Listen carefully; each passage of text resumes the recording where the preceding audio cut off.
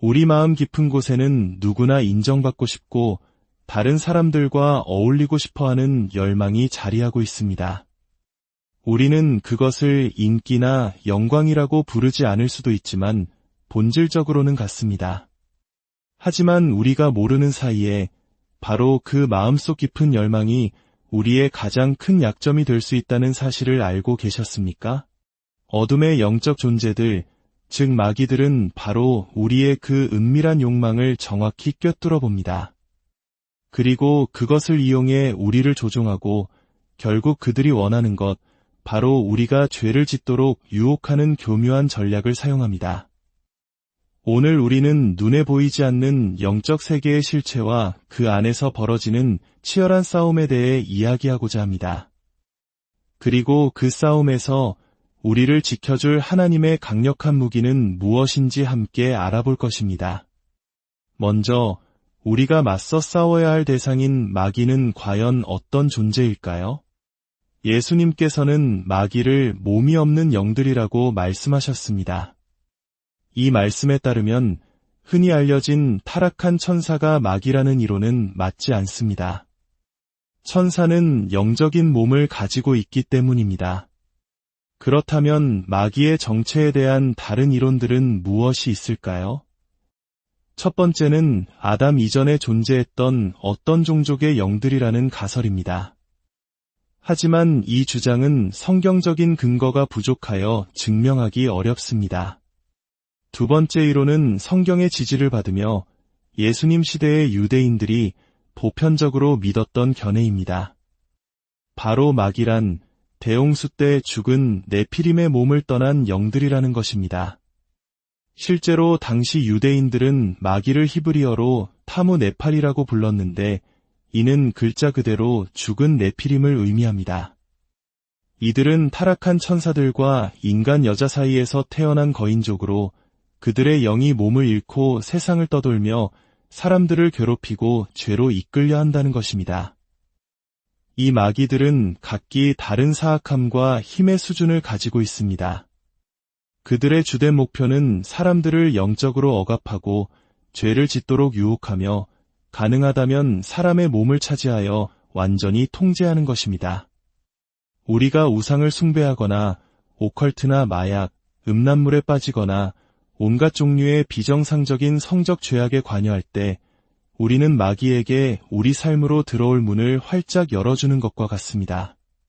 그리고 이 문을 더 자주 열수록 마귀는 우리 삶에 더 깊이 관여하게 되며 그 영향력은 더욱 강해집니다. 그렇다면 이 무서운 영적 실체에 대해 우리는 어떻게 대처해야 할까요? 이 지식은 그저 흥미로운 이야깃거리에 불과한 것일까요? 아니면 우리가 무언가 행동해야 함을 의미하는 것일까요? 성경 에베소서 6장 10절에서 12절은 이 질문에 대한 명확한 답을 제시합니다. 끝으로 너희가 주 안에서와 그 힘의 능력으로 강건하여지고 마귀의 간계를 능히 대적하기 위하여 하나님의 전신갑주를 입으라. 우리의 씨름은 혈과 육을 상대하는 것이 아니요 통치자들과 권세들과 이 어둠의 세상 주관자들과 하늘에 있는 악의 영들을 상대함이라. 이 말씀은 우리에게 세 가지를 알려줍니다. 무엇을 해야 하는가, 어떻게 해야 하는가, 그리고 왜 해야 하는가. 우리가 해야 할 일은 주님 안에서 그분의 능력으로 강건해지는 것입니다. 그 방법은 바로 하나님의 전신갑주를 입는 것입니다. 그리고 그 이유는 우리의 싸움이 눈에 보이는 사람이 아니라 하늘에 있는 악한 영들과의 영적 전쟁이기 때문입니다. 사도 바울은 이어서 13절부터 18절까지 하나님의 전신갑주 각 부분의 역할에 대해 설명합니다. 하지만 그 개별적인 부분을 살펴보기 전에 우리는 11절의 한 단어에 집중해야 합니다.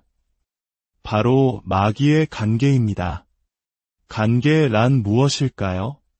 이는 누군가를 조종하거나 설득하여 자신이 원하는 것을 하게 만들기 위해 사용되는 교활하고 기만적인 전략을 의미합니다. 바로 이것이 마귀가 하는 일입니다. 그들은 우리의 약점을 이용한 교묘한 전략으로 우리를 조종하여 그들이 원하는 것, 즉 죄를 짓게 만듭니다. 이 전략은 항상 유혹의 형태로 나타납니다. 성경에서 가장 대표적인 예는 광야에서 예수님을 시험한 사탄의 모습입니다.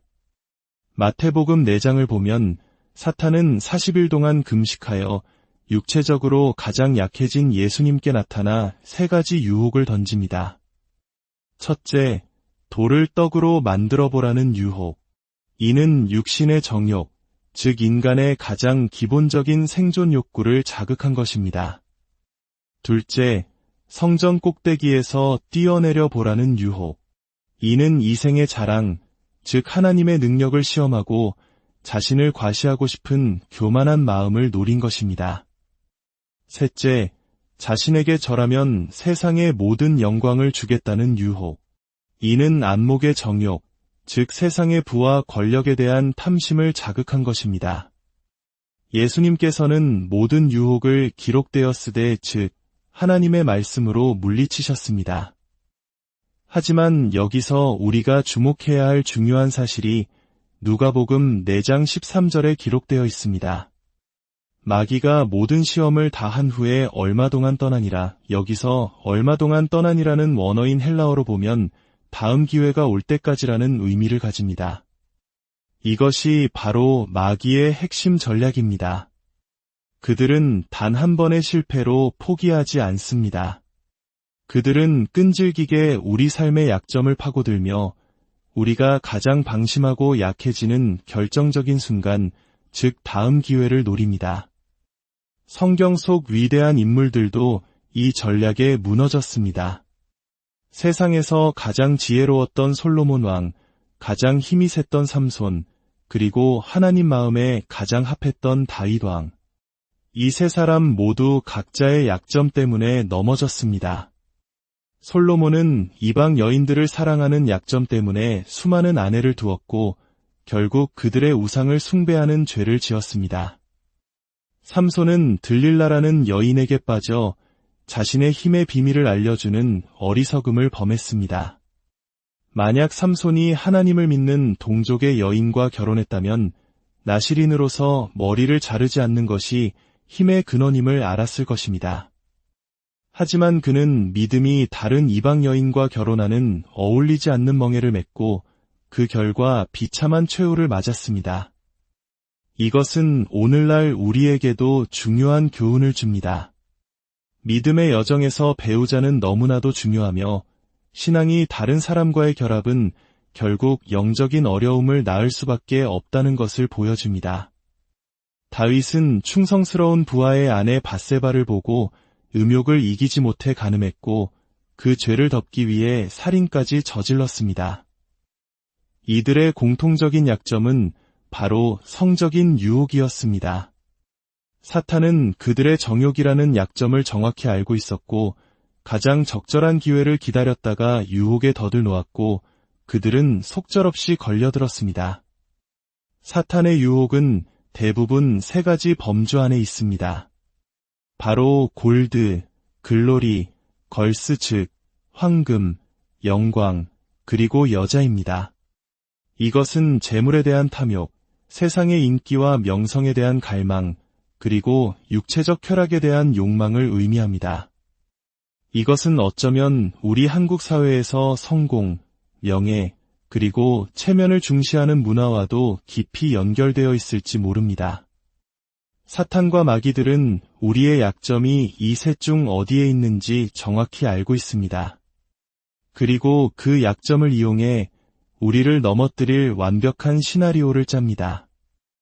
마치 실력 좋은 사냥꾼이 동물의 습성과 약점을 파악해 덫을 놓는 것처럼 말입니다.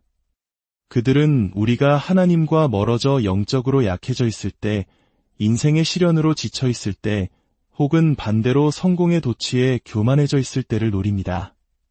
그리고 너무나 교묘하고 은밀하게 다가오기 때문에 우리는 그것이 유혹인 줄도 모르고 죄에 빠져들 때가 많습니다. 이것이 바로 사도 바울이 말한 마귀의 간계의 실체입니다. 그렇다면 이 교활한 적의 공격으로부터 우리를 지켜줄 하나님의 전신갑주는 어떻게 입을 수 있을까요? 많은 사람들이 매일 아침 기도 시간에 구원의 투구를 씁니다. 위에 흉배를 붙입니다. 라고 외치며 갑옷을 입는 신용을 해야 한다고 가르칩니다. 저 역시 과거에는 그렇게 해야 하는 줄 알고 따라 해보았지만 어딘가 어색하고 진정한 능력이 느껴지지 않았습니다. 하지만 성경 언어인 헬라어를 깊이 연구하면서 저는 놀라운 진실을 발견했습니다. 하나님의 전신갑주는 우리가 상상 속에서 입는 것이 아니었습니다. 에베소서 6장 14절부터 17절을 자세히 봅시다.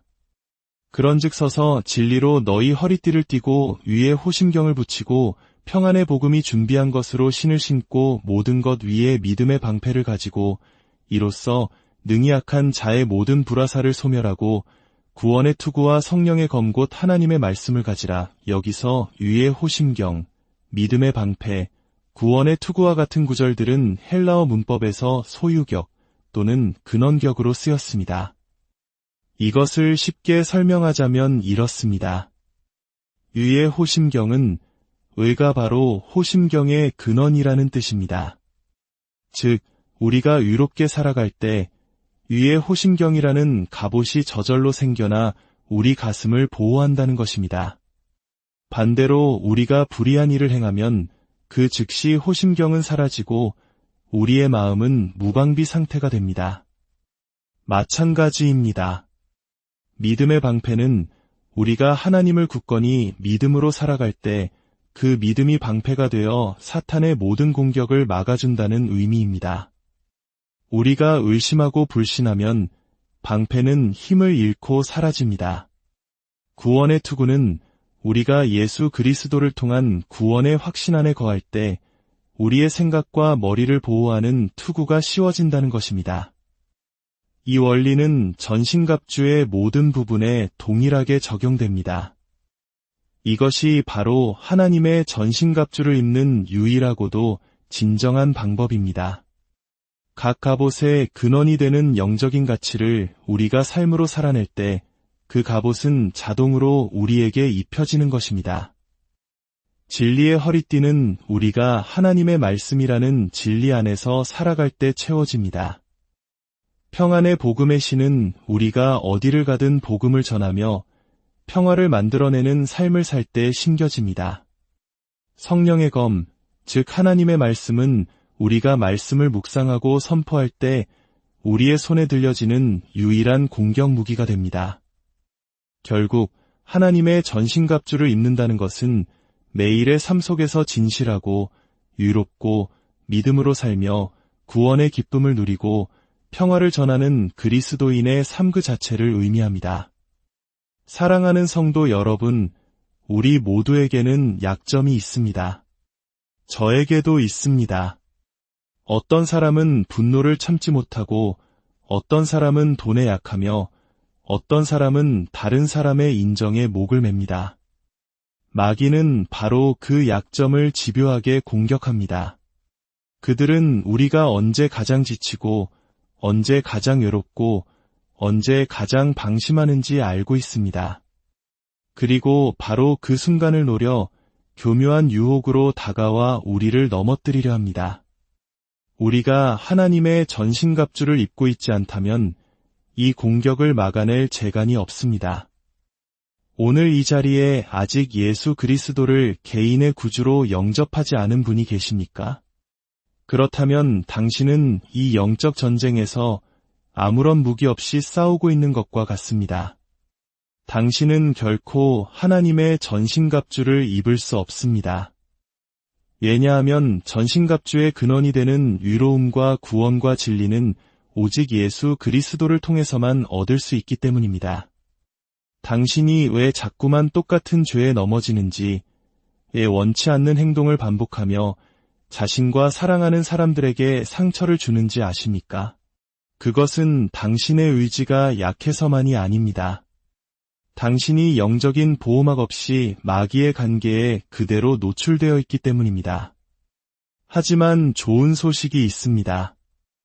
하나님께서는 당신을 너무나 사랑하셔서 당신을 이 전쟁에서 승리하게 할 길을 열어주셨습니다. 바로 그의 아들 예수 그리스도입니다. 이 귀한 진리의 말씀이 더 많은 영혼에게 닿을 수 있도록 이 이야기에 좋아요를 눌러주시고 구독을 통해 저희와 함께 영적 여정을 계속해 주십시오. 여러분의 작은 실천이 하나님의 나라를 확장하는 귀한 도구가 될 수 있습니다. 주님의 이름으로 여러분을 축복합니다. 이제 잠시 눈을 감고 제가 드리는 기도에 마음을 실어 따라 해주시길 바랍니다. 이 기도는 당신의 삶을 영원히 바꾸는 시작이 될 것입니다. 하나님 아버지, 저는 죄인입니다. 저의 죄가 하나님과 저 사이를 갈라놓았음을 고백합니다. 하지만 하나님께서 저를 사랑하셔서 독생자 예수님을 이 땅에 보내주셨음을 믿습니다. 예수님께서 저의 모든 죄를 짊어지시고 십자가에서 죽으시고 죽음의 권세를 이기시고 사흘 만에 부활하셨음을 믿습니다. 예수님, 지금 제 마음에 들어오셔서 저의 죄를 용서해 주시고 제 삶의 주인이 되어 주십시오. 저를 구원하여 주옵소서. 이제부터는 하나님의 전신갑주를 입고 마귀의 모든 관계를 이기며 승리하는 삶을 살기 원합니다. 예수님의 이름으로 기도드립니다. 아멘. 오늘 말씀을 통해 하나님의 전신갑주를 입고 모든 영적 싸움에서 승리하는 여러분 모두가 되시기를 주님의 이름으로